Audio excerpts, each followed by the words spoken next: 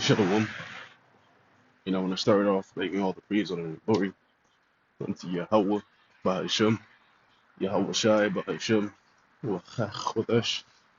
Double honors to my teachers, the apostles, and elders of the Muslim, and salutations to your Akim that's out there listening. We should forward this word of truth and sincerity, and your few Akwaf as well. That's listening in sincerity. I am the brother Chaya from the camp GMS Montreal, coming back with another lesson. And Jake's trust in the shadow of Egypt is going to be confounded. Okay? When I'm saying Jake is referring to our people, the so-called blacks, Latinos, and Native Americans. Jake is a short term for Jacob, which we know who Jacob is, right? So the trust in the shadow of Egypt, aka America, is going to confound them, man. Right? It's going to pierce their hand, as scriptures say. Okay? Because Jake thinks that Esau is for the welfare, you know. They think that Esau's for the welfare, that Esau has their best interests in mind. Well, Esau doesn't, man. He doesn't have your best interests in mind. He doesn't care about you. Okay, if anything, Esau, referring to the so-called white man, he wants to exterminate you, man. Forgive me, 1 second.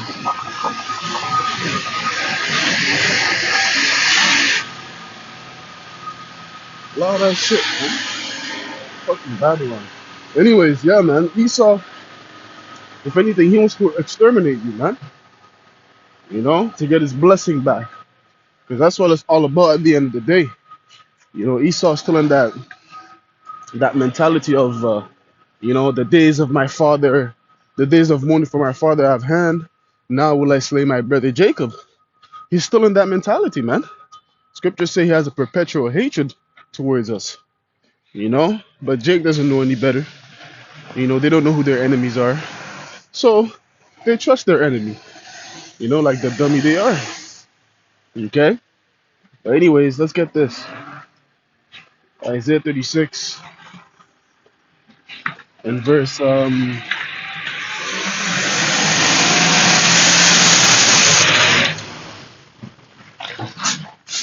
verse 6.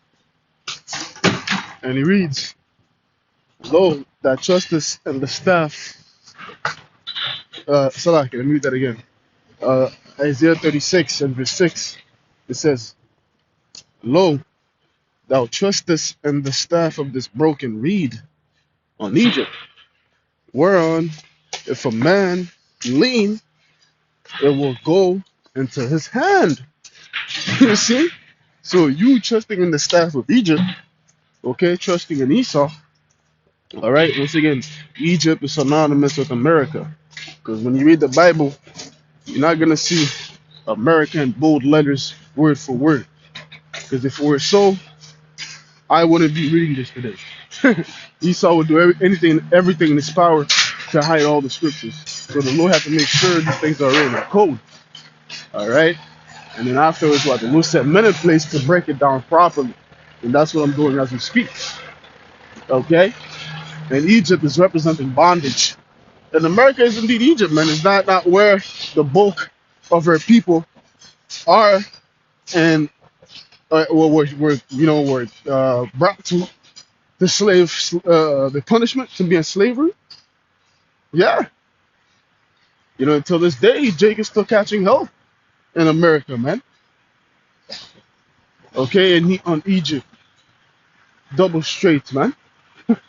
Okay, so them trusting in that stuff in the times to come, okay, it's going to pierce their hand. Okay, because when you use a staff, let's say if you have a broken leg, or your ankle's out of joint, whatever, you can't walk properly, right?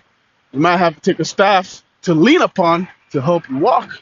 But here it is, if that staff you take to lean upon, it pierces you, well, what benefit is it, man? That's how it's gonna be like with our people in the times to come when they trust in the government thinking that their government is gonna help them, is gonna pierce their hand. They're gonna try to lean into it to get support. They will get no support. Okay? It says, "Warn if a man lean, it will go into his hand and pierce it.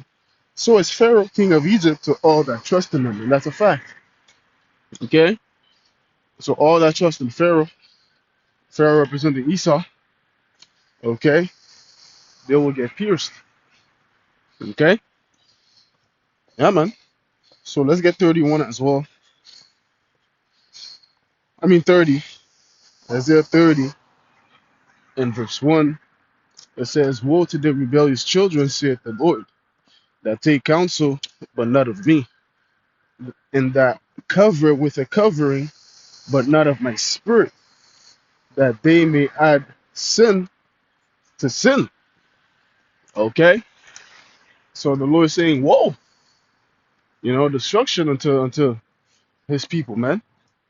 Okay? 2/3 of our people, because we know the elect will not have that mentality. Rather, the elect gonna cover with the covering of Yahweh Ba'ashim Yahushai. We're gonna get that as well in Isaiah the 10th chapter. Okay, it says, "Thou walk to go down to Egypt, and I've not asked at my mouth." They didn't ask at the Lord's mouth. You know, they just went and did their own will to trust in Egypt. You know what I'm saying?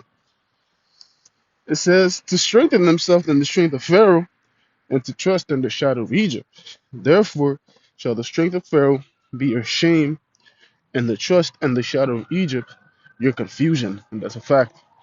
Okay? You will be confounded trusting in Egypt. That's going to be your confusion, your shame.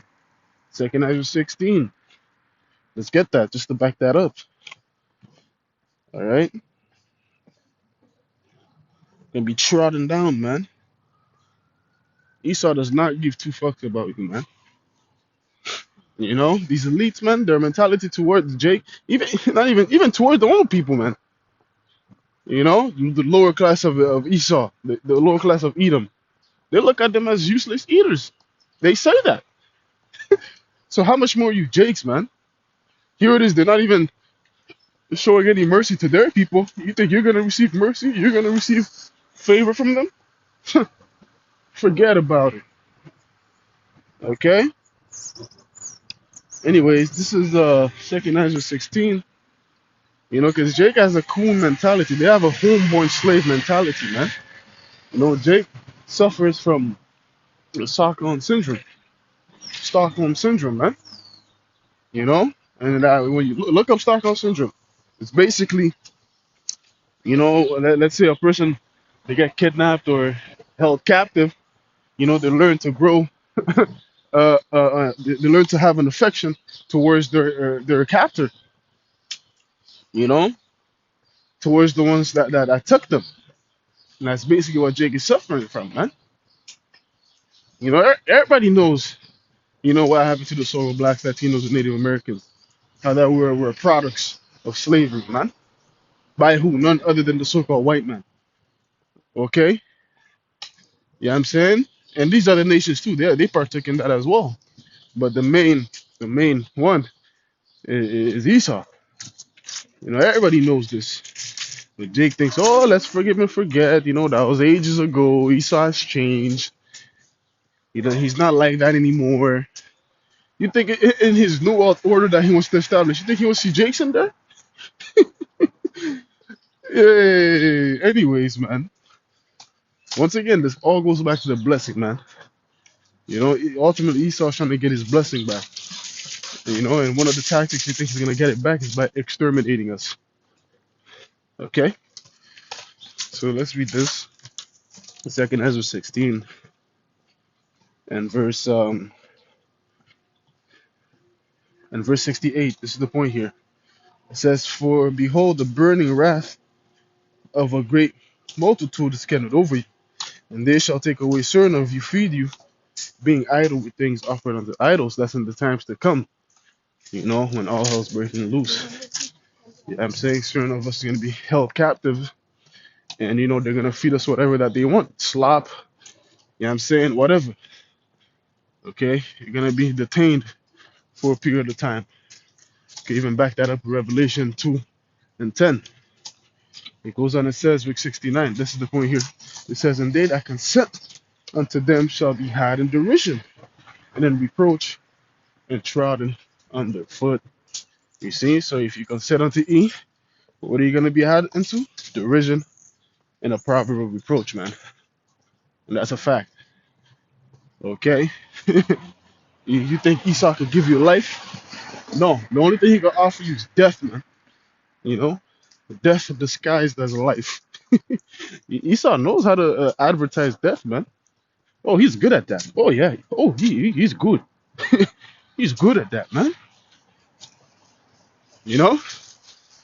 Advertising death to you, packaging it, and then, oh, you think it's a life? Oh, surely this is the way. No, trust me, it's not, man. You go that way, you know, yeah, not if you give it a few minutes, you're gonna realize, oh shit, I made the wrong decision. This is death, and it's gonna be too late. It's gonna be too late to return back, man. You know. Okay, so let's get Isaiah 10. Okay, to show you the difference between 2/3 of our people and the 1/3, or the elect. Because the elect is not gonna have that mentality to go to Egypt, man. Okay, the elect's gonna have the mentality to trust in the Lord. And that's factual. This is Isaiah 10, verse 20. It says, and it shall come to pass in that day that the remnant of Israel and such as are escaped of the house of Jacob shall no more again stay upon him that smote them, but shall stay upon the Lord, the Holy One of Israel, in truth. That's facts. And it's already started. And it has already started, man. You know, right now, currently as we speak, all the brothers that's across the globe that's have been awakened, pushing forth this word, we don't trust in Esau. We don't trust in him that smote us. We trust in the Lord. You know what I'm saying? If anything, whatever Esau tells us, we don't believe it. You know? Anything that comes out Esau's mouth, we view it as a lie. Because we understand his nature, man. The scriptures have made us privy to Esau's methods. You know? To his true colors, true nature. Alright? So it says, verse 21, the remnant shall return, even the remnant of Jacob, unto the mighty power. Yeah, see, so only the remnant's going to return. Okay, but the rest, they're going to be destroyed for a lack of knowledge. No, they're going to trust their enemy. They're going to be bitten by a serpent. And there's nothing we could do about it. Okay, the only thing we could do is preach this word and try to warn them. But we know they're not going to take heed. Okay, try to warn them, tell them that it's trust in their power, trust in Yahweh by Hashem Yahushua, but we know that they're not going to listen. It's cool. It's cool. You know, not everybody's meant to be saved. Like it says, you know, this world was made for many, but the world to come for few. You know, only a few is going to be saved, translated into the next world. Okay? But yeah, man, that's the point, man. You know what I'm saying? If you're trusting the shadow of Egypt, it's going to be a confusion, Jay. You know? Just the Esau, thinking that he's the guy because of the power that he has, which the power that Esau has, he received it from the Lord. You know what I'm saying? He received it from the Lord, man. You know, because America received nothing except it being given to him from heaven. Esau, the power that he has, he didn't acquire by himself, the Lord gave him. And here it is, we're seeing that power being taken away, man. And Esau falling from his throne. So how much more are you supposed to detach from this man and not trust him? Here it is, he's falling. That's why it says, hey, he that is joined with them, they both shall fall down together. You know what I'm saying? But anyways, man, I'm going to close it off there. I'm giving all the praise, honor, and glory into Yahweh, Ba'ashem, Yahweh Shai, Ba'ashem, Lord willing, this lesson was edifying.